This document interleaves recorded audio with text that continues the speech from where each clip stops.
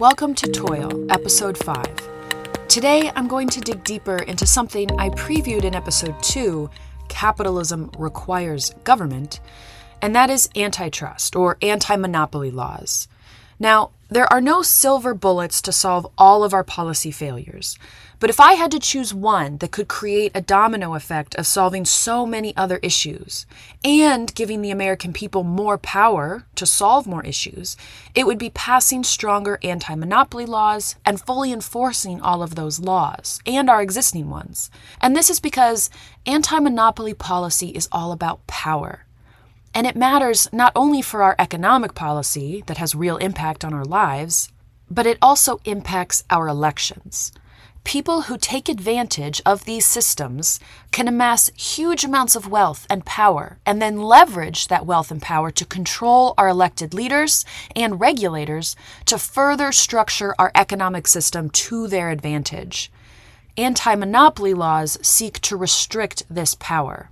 These laws are all about preventing one or a few companies from accumulating too much power in a market, from becoming so large through consolidation, we're talking mergers and acquisitions, or forcing other businesses out of business unfairly. This gives monopoly corporations power to set prices, which they often set as high as they can, to set wages and working conditions, which they often set as low and as poor as they can, and to stiff suppliers, cut corners on quality, and to overuse or pollute our shared common resources, our water, land, and air. Monopoly power is so harmful to our economy and our freedom because it eliminates competition. Our American capitalist system, the American dream, relies on fair, crucial adjective here, competition. It's fairly well understood that our system needs competition. But fair competition does not always get its due. A business could burn down another business, and that is technically competing. But we would never allow that. Our laws prohibit this. It's not fair competition. Yet there are many other tactics that achieve the same outcome as burning down someone's business. But we're not enforcing those laws. We should. Only with fair competition can hard work be the deciding ingredient in someone's success. With fair competition, Americans starting small businesses can compete with other businesses, even slightly bigger ones, with better products, better services, and better employee satisfaction. With fair competition between companies for workers, workers can leave bad employers that pay or treat them poorly for better employers, and the hardest workers are rewarded with better jobs and better wages. With fair competition, customers can shop around for the best products, services, and prices. With fair competition, suppliers can sell to buyers who pay better or agree to fairer contracts. With fair competition, companies can face consequences for polluting or using too much of a community's water supply or energy. But without fair competition, monopolies can do whatever they want, and small businesses can't compete, communities can't fight their massive polluting power, and consumers, workers, and suppliers have no other options when they're abused or underpaid. This means that hard work matters less and less. It's all about whether you already have that monopoly power. Now, monopolies can form in basically two ways: consolidation, through mergers and acquisitions, and through a host of illegal anti-competitive practices that force any potential competitors out of business. Today, I want to walk through how several groups of people are hurt by this monopoly power.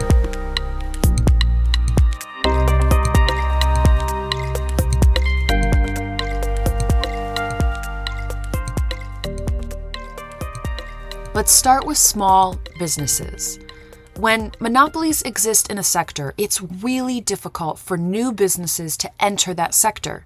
That's one of the core parts of the American dream, that if you want to and work hard enough, you can start a business, you can become an entrepreneur.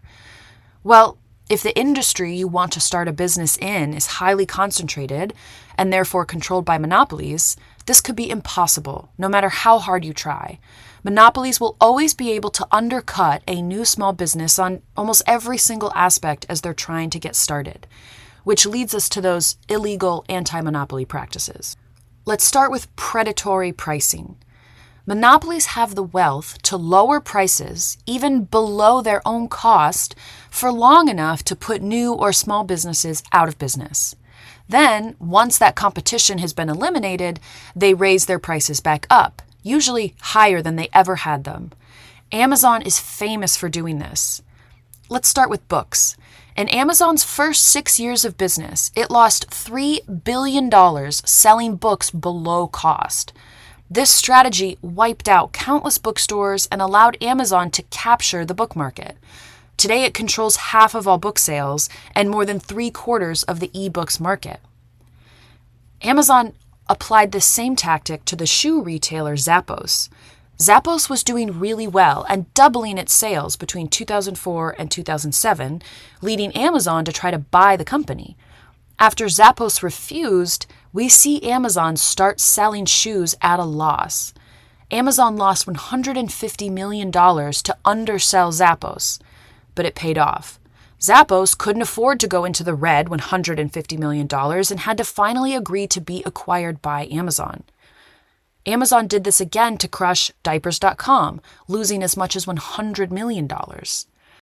There is data to suggest that Amazon is doing this to many companies as part of its core business strategy.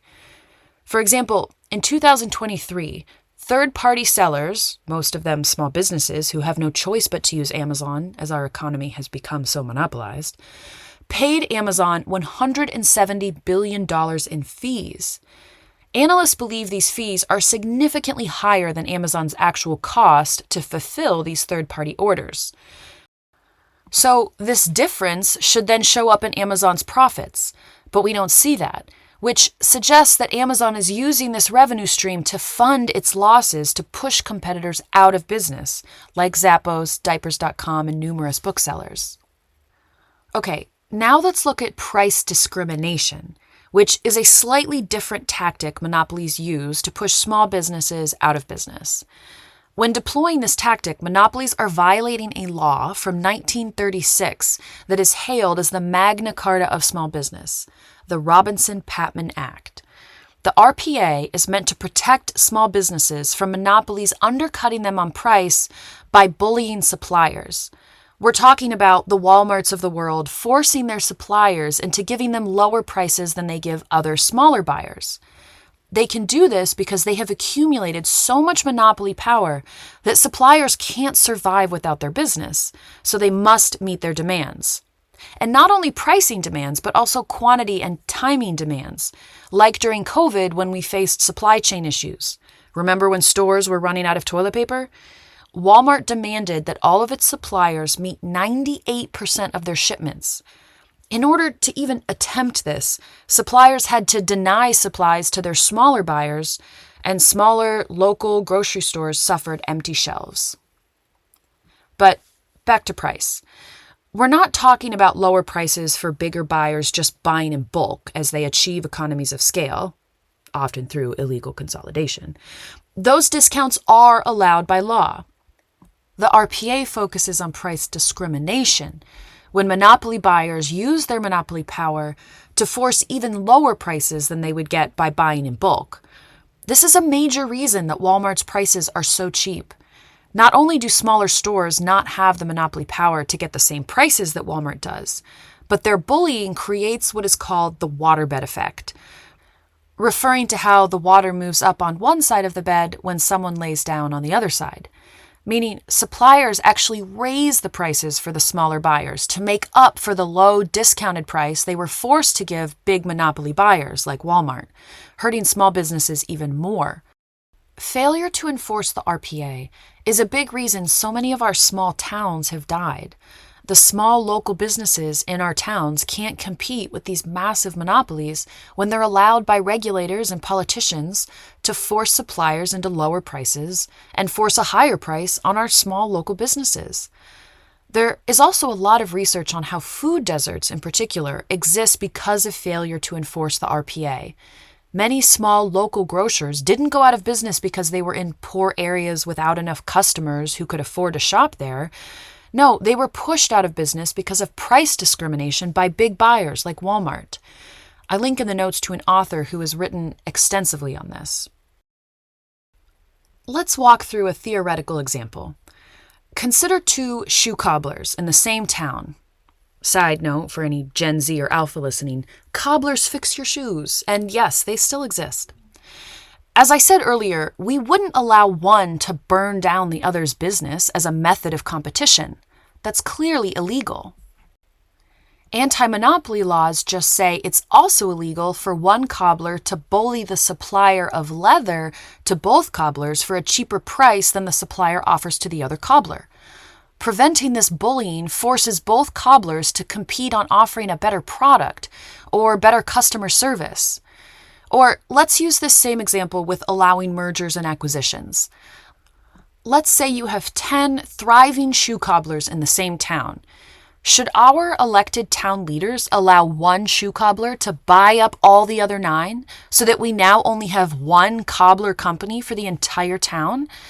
This now means that cobbler can raise prices, pay its workers lower wages, provide lower quality and service, like take weeks to fix your shoe, and everyone in the town just has to deal with it because there are no other cobblers they can go to.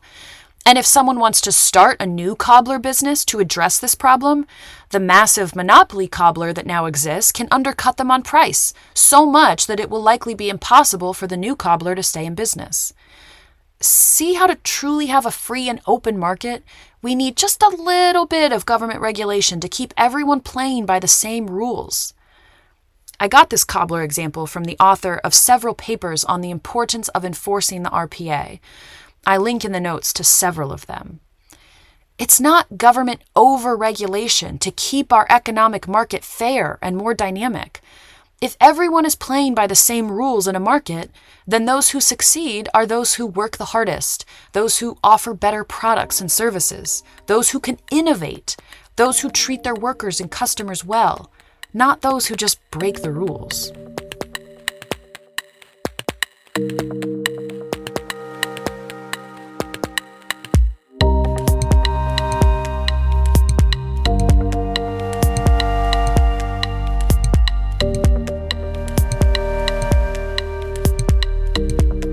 All of this monopoly activity is also terrible for workers. First off, smaller businesses are major job creators, so crushing small businesses hurts workers. In the late 1970s, a movement to stop enforcing anti-monopoly laws started taking off.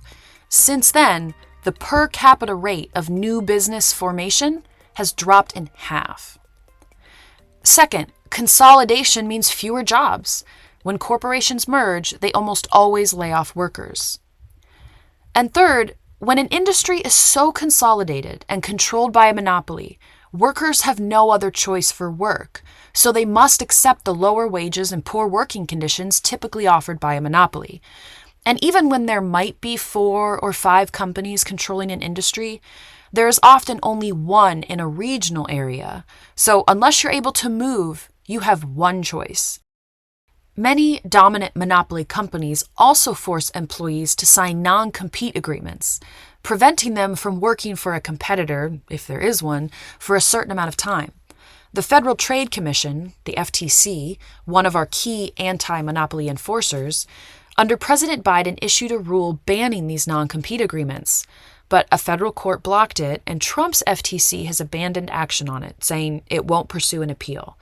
This is really bad news for American workers.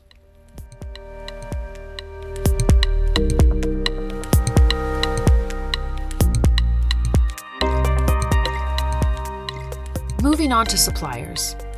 Beyond suppliers being bullied by monopolies like Walmart, as I discussed earlier, let's look into a specific example of supplier abuse in the food and agriculture sector. Suppliers here are farmers and ranchers. They grow and raise our food and supply it to massive monopoly corporations. Their only option.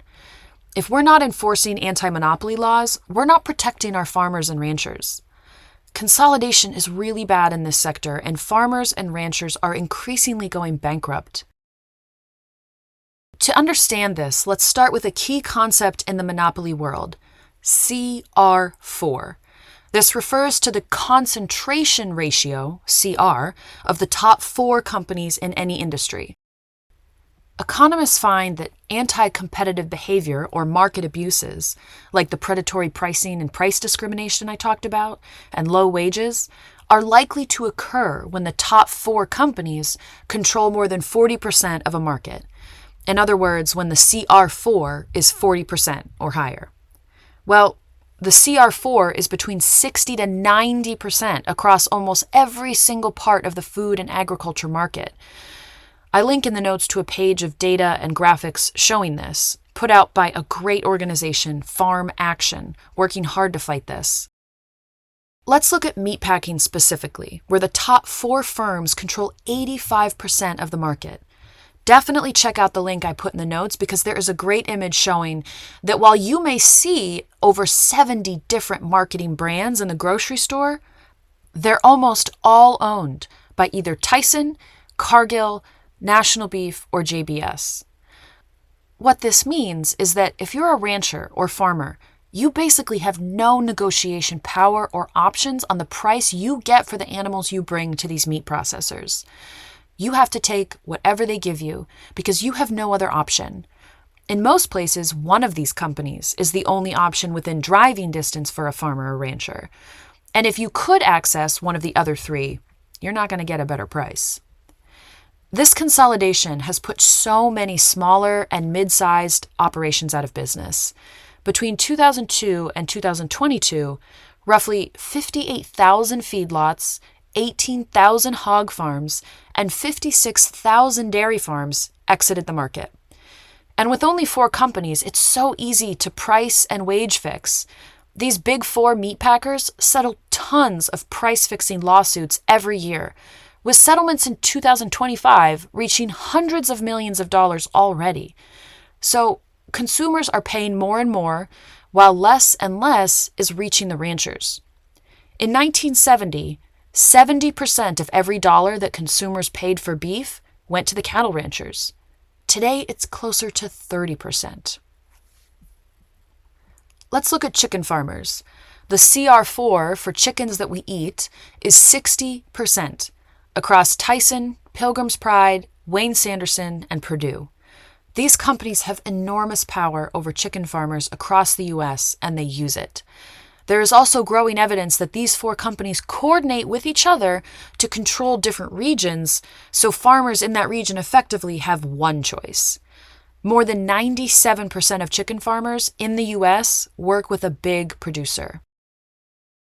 To supply these companies, which again are usually the only buyer available to them, chicken farmers must sign exploitative contracts that control every single aspect of how they raise their chickens, while putting all the liability for failure on the farmer, even if the directives from these companies are the reason a farmer fails.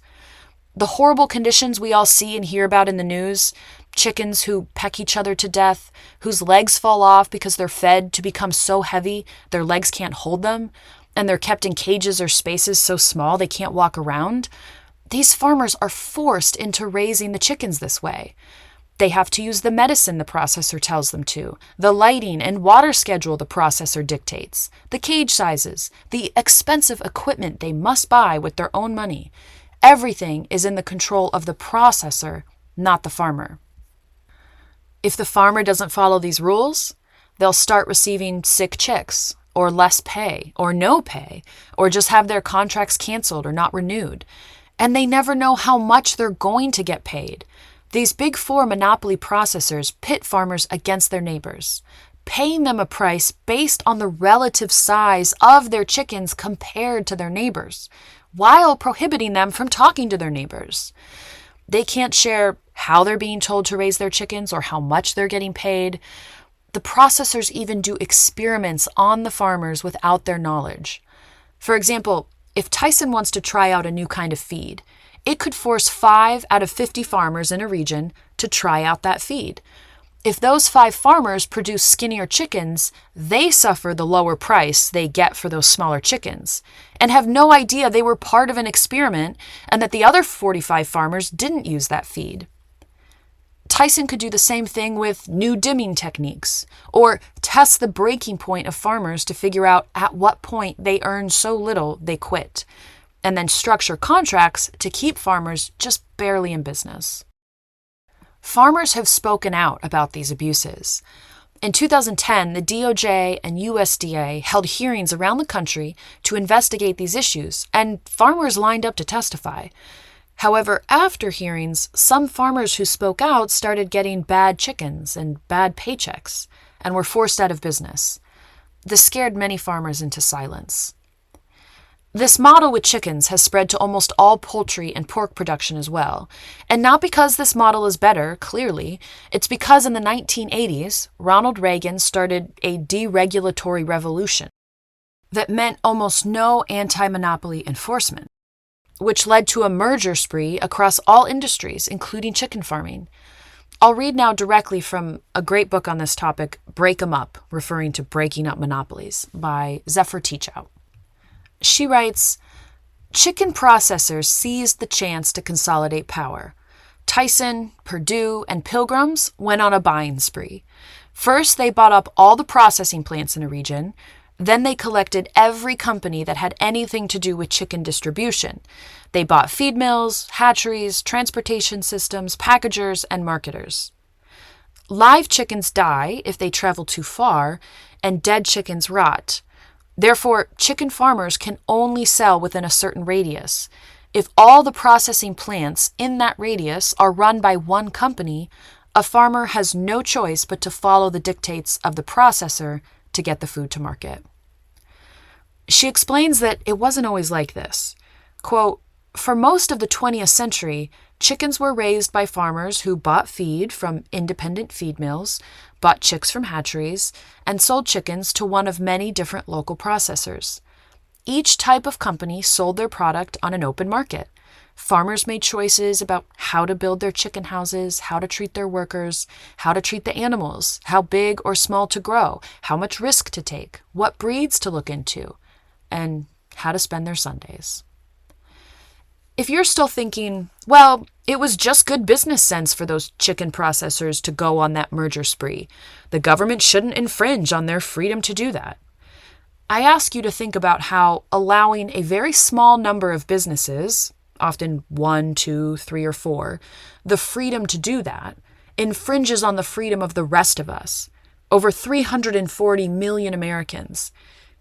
How it infringes on the freedoms of the farmers, the feed mills, the hatcheries, the packagers, and the consumers.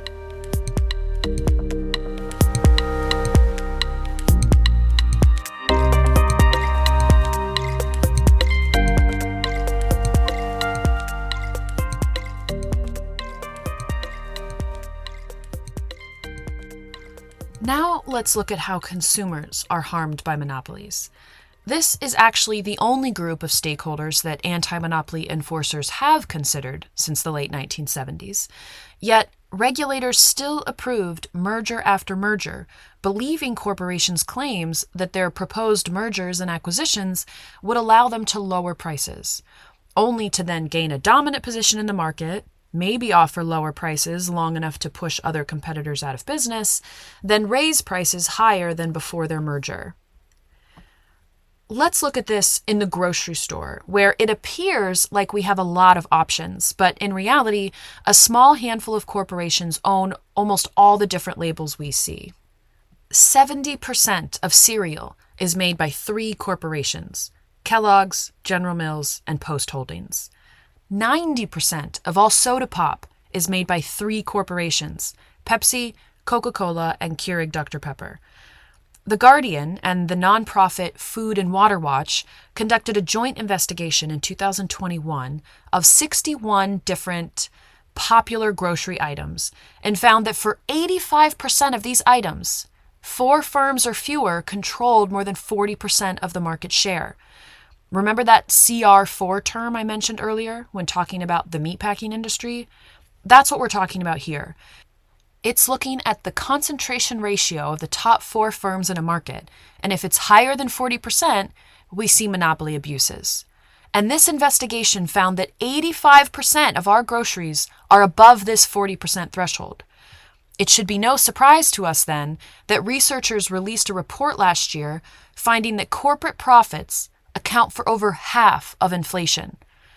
Monopolies can do this because they control all our choices. We have to pay what they charge, and we have to eat. They can raise prices on us while only giving 15 cents of every dollar to the farmer. This is what monopoly power can do.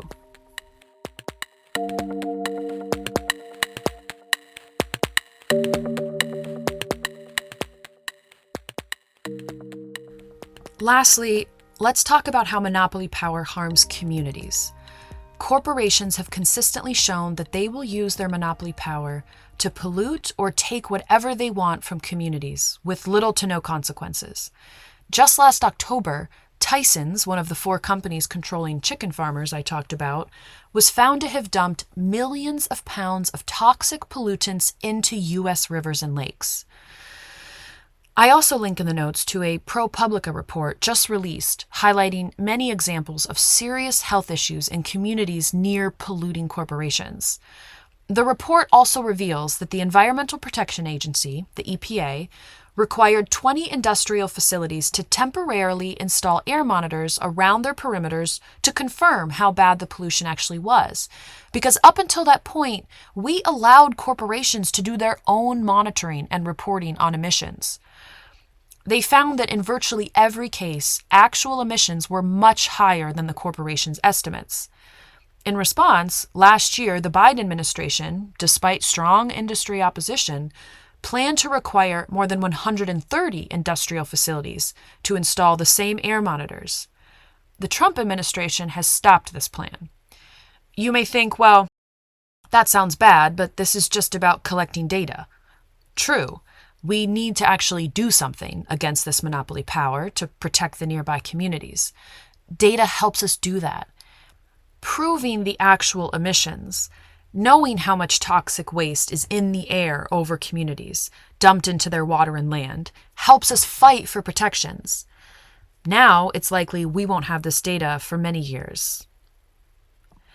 We also see community harm in a big way today with AI data centers, which are polluting the air we breathe and consuming hundreds of billions of gallons of drinking water every year across the country.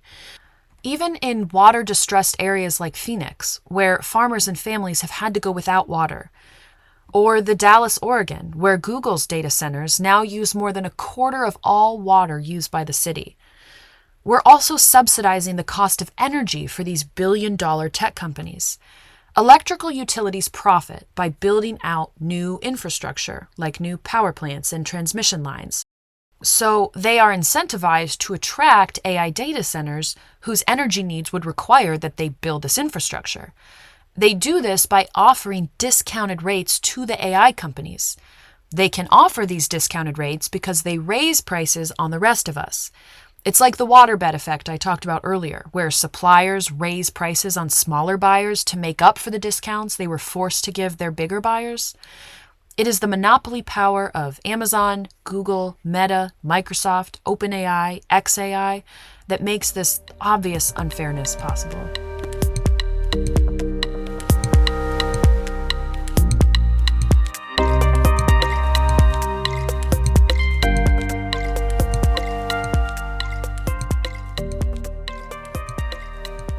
For all these reasons, monopoly power harms Americans. We as small business owners, workers, suppliers, consumers, and members of the communities where we live suffer under monopoly corporations' unchecked power. But there is a second major reason monopoly power harms us. I alluded to it at the beginning. Monopolies have the power and wealth to control our elected leaders and those they appoint to enforce anti-monopoly laws. In both parties, billion-dollar monopoly corporations use their massive wealth to elect those who will allow them to continue amassing and abusing their power, and to prevent those already in power from succeeding and stopping them. What can we do about this? We're in a catch-22, where we need the right people in power to fight back against monopolies, but we can't get those people in power because the monopolies will fight to prevent them from winning their elections. So we must pursue 2 tracks in parallel because small wins along the way in each track can help our efforts in the other track. One track is electing and pressuring leaders, and those they appoint, at the federal, state, and local levels to enforce existing anti-monopoly laws and pass stronger ones. And second, in parallel, we must eliminate the mechanisms these monopolies have to use their money and status as dominant market players to exert control over our elected leaders and anti-monopoly enforcers. We can start by getting private money out of our elections. This must include overturning the Supreme Court decisions Citizens United and Buckley v. Vallejo, which together allow corporations and billionaires to flood unlimited money into our elections. This second track needs its own episode, so stay tuned. In the meantime, make fighting monopolies an issue that you vote on, that you ask your representatives about in town halls, that you call them about. And remember, this isn't just a federal level issue. State legislatures and state attorneys general have a lot of power to protect us from monopoly abuses in our states. It was several states working together that blocked Kroger and Albertson grocery stores from merging last year. And our locally elected leaders have the power to keep monopolies, like Walmart, for example, from gaining approval to open up in our towns. Still, I realize that actually curtailing the power of these massive monopolies can seem impossible. And here's where I have some good news. We've been here before, and we've won. In the late 1800s and early 1900s, massive monopolies were forming and using their power to crush competition and workers and exert influence over our government. And guess what we did? We broke them up. Yes, you can actually break up big companies. It's called divestiture. Don't let anyone tell you it's too complicated and can't be done. We did it, and companies often do it themselves to refocus on core business, achieve some kind of operational efficiency, or sell off parts to raise cash. It's very doable.